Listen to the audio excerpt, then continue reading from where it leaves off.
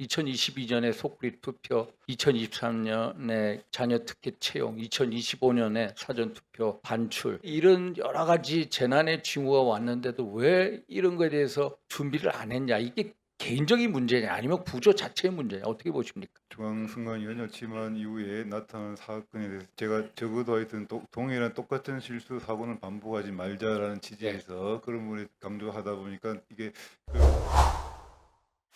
끝냈습니다만 제가 한두 가지 이 의철한 증인, 노태학 증인께 여쭙겠습니다.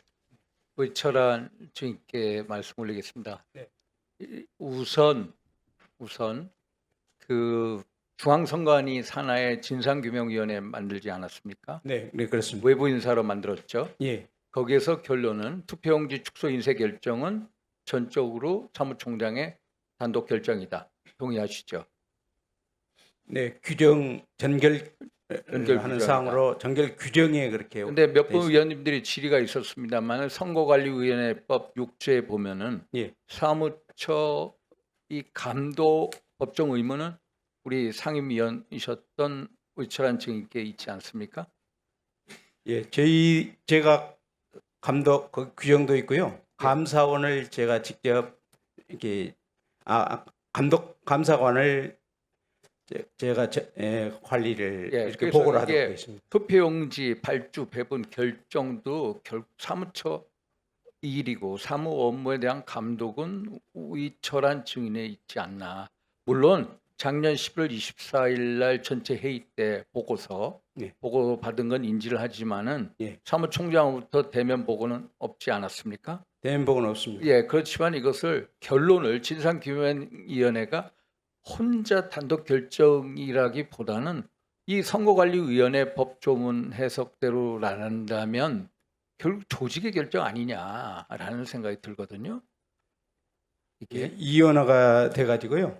예. 또 사무처에서는 또 위원장님께 보고해서 집행한다 이런 규정이 있어가지고 그 예. 부분이 좀 모호했습니다. 그래서 저는 차제에 와서 보고 이게 위원회 의결 기구하고 의사결정 기구하고 사무처 그 이런 사무처리 행정 관료 조직하고 그게 조금 이원화되다 보니까 여러 가지 어려운 문제가 있을 수도 있고 해석에 따라서 오는 사람에 따라서 다를 수 있겠구나 이렇게 느끼고 있습니다. 제가 그래서 얼마 안 선거관리위원회는 기본적으로 합의제 기관 아닙니까? 그렇습니다. 합의제 예, 예. 기관인데 야 이렇게 투표용지 축소 결정 이 중요 결정을 전결로 했다는 게 이게 참 그게 의아하고요. 훈령의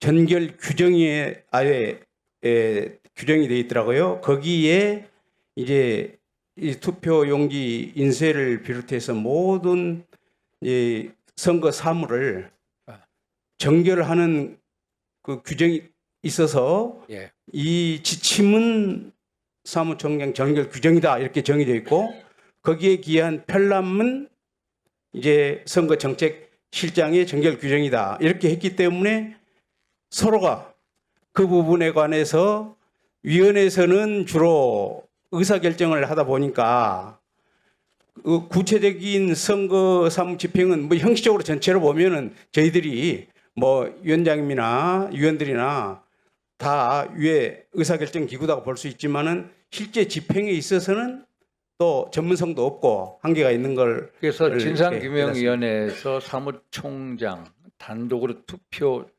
이 축소 인쇄 결정 예. 용지죠. 용지 축소 인쇄 결정을 단독으로 했다. 그러면 그 당시 감독자인 우리 위 증인님의 예. 어떤 이 책임을 회피하게 되지 않습니까? 결론적으로 당시의 감독자로서 이런 식의 결론을 온당하게 받아들일 수 있나요? 그 선거 집행에 관한 구체적인 것은 총괄적으로 그렇게 말씀을 할 수 예, 있지만은 예. 그 부분에 관해서는 이제 사무처에서 정결로 하기 때문에 저희들은 잘 알지도 못하고 솔직히 그렇습니다. 그러나 잘 모르셨다는 거죠. 보고 사항으로 회의 색상이 전체에 네. 서류로 보고가 됐기 때문에 저희들이 몰랐다고 할 수도 없습니다. 예. 그렇지만 당시에 이제 사무의 총 감독자시잖아요.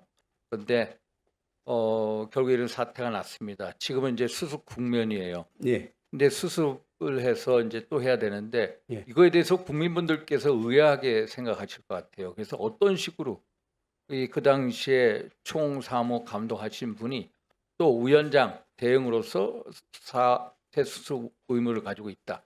이거에 대해서 국민분들께 어떻게 설득하실 수 있겠습니까? 그래서 제가 좀 그 경위를 국민께 드리는 글로 해서 한번 한번 국민께 보고 드린 글을 올렸는데요. 그 대강 제가 아는 범위 내에서 이제 위원장님이 예. 이 사태로 그냥 바로 책임을 지고 사퇴하고 가시고 나서 제가 혼자 모든 그 내부에 위원장님 직무 대행으로 법 규정에 의해서 직무 대행 규정이 있기 때문에 하다 보니까 저도 사실은 선거의 구체적인 사무 집행은 사실상 그동안에 예. 짧은 기간이고 또 시스템적으로도 잘 모르게 돼 있습니다. 그래서 아마 작년 10월에 전결 규정에도 오래 있는 분도 그랬을 수밖에 없을 것 같아요. 전결 규정에 그렇게 사무총장 전결로 하고 또 편람은 선거정책실장 편람으로 지침을 하라는 게 아닌가 이렇게 제가 봐서 보고를 드린 겁니다. 예, 우리 노태학 증인께 여쭙겠습니다. 하일리 법칙 아십니까?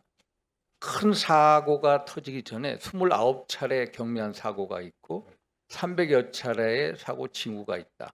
저는 이 사건, 이 사태가 참사가 일어나기 전에 여러 경미한 사고들이 많았습니다. 물론 경미하지는 않았죠.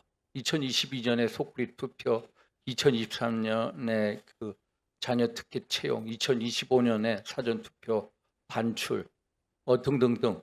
그런데 왜 이런 여러 가지 재난의 징후가 왔는데도 왜 이런 거에 대해서 이 준비를 안 했냐? 이게 개인적인 문제냐, 아니면 구조 자체의 문제냐? 어떻게 보십니까?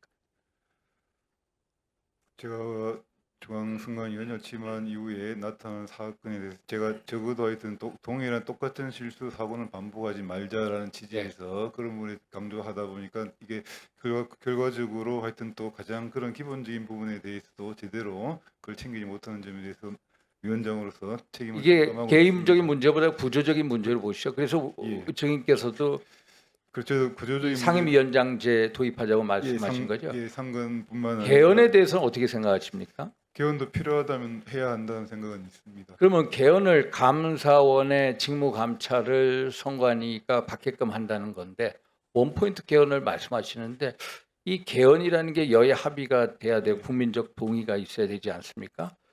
이 감사원이 선관위를 감사를 한다. 그러면 선관위가 예를 들어서 야당의 의원에 대한 정치 자금 이 서류 다 가지고 있거든요. 예. 그래서 감사원의 정책 중립성을 완전히 확보할 수 있는 방안이 우선이다.